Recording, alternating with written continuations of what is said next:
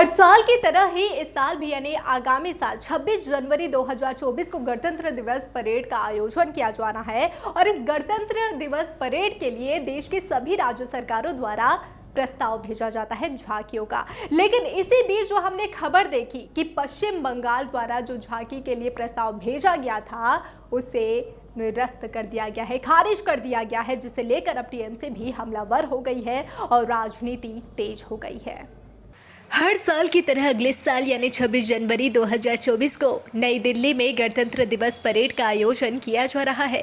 इस परेड में दिखाई जाने वाली झांकियों का प्रस्ताव राज्य सरकार द्वारा पहले ही भेजा जाता है। केंद्र सरकार ने अगले साल 26 जनवरी को गणतंत्र दिवस परेड के लिए पश्चिम बंगाल सरकार की ओर से प्रस्तावित झांकी को खारिज कर दिया है। इस बार पश्चिम बंगाल सरकार ने प्रस्तावित झांकी का विषय कन्याश्री प्रकल्प परियोजना का प्रस्ताव भेजा था, जो लड़कियों को स्कूल छोड़ने से रोकने के लिए एक वित्तीय सहायता योजना है। यह योजना उन्हें हाई स्टडी के लिए प्रोत्साहित करती है। मुख्यमंत्री ममता बनर्जी की एक पसंदीदा परियोजनाओं में से एक है। तृणमूल कांग्रेस के नेताओं ने मोदी सरकार पर हमला बोलते हुए कहा कि प्रस्तावित झांकी को केंद्र सरकार ने जानबूझकर खारिज कर दिया है ताकि यह सुनिश्चित किया जा सके कि राज्य सरकार की इस अनूठी बाल विकास परियोजना की सफलता की कहानियों को व्यापक प्रचार नहीं मिल सके। केंद्र सरकार की बेटी बचाओ बेटी पढ़ाओ परियोजना वास्तव में पश्चिम बंगाल सरकार की कन्याश्री प्रकल्प परियोजना से प्रेरित थे।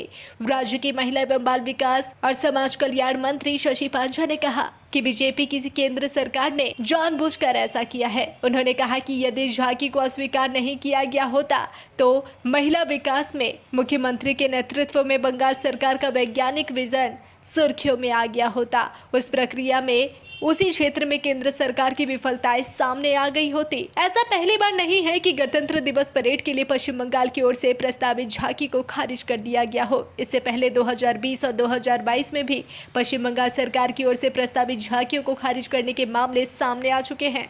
पंजाब, दिल्ली और पश्चिम बंगाल की आलोचना का सामना कर रहे रक्षा मंत्रालय ने रविवार को स्पष्ट किया कि उनकी झांकी को गणतंत्र दिवस परेड में शामिल नहीं किया गया क्योंकि वे इस साल की झांकी के व्यापक विषयों के साथ मेल नहीं खाती थी।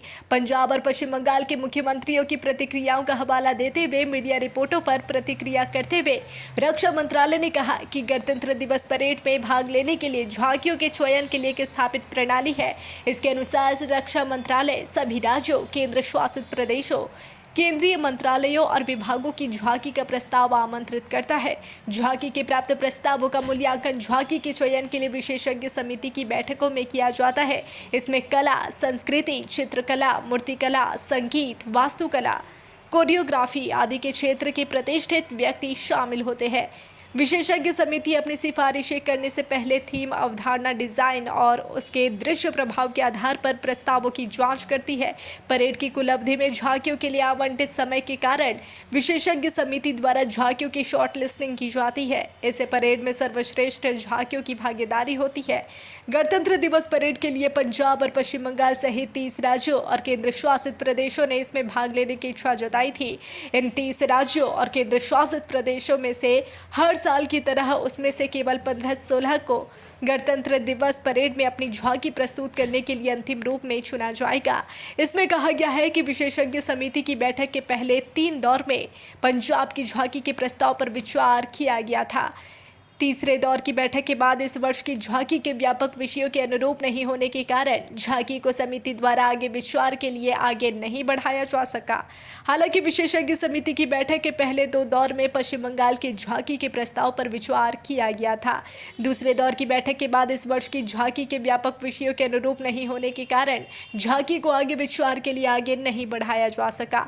पिछले कुछ वर्षों में पंजाब की झांकी को 2017 से 2022 तक 8 वर्षों में 6 बार गणतंत्र दिवस परेड के लिए चुना गया था, जबकि पश्चिम बंगाल की झांकी को 8 वर्षों में 5 बार 2016, 2017, 2019, 2021 में और 2023 में चुना गया।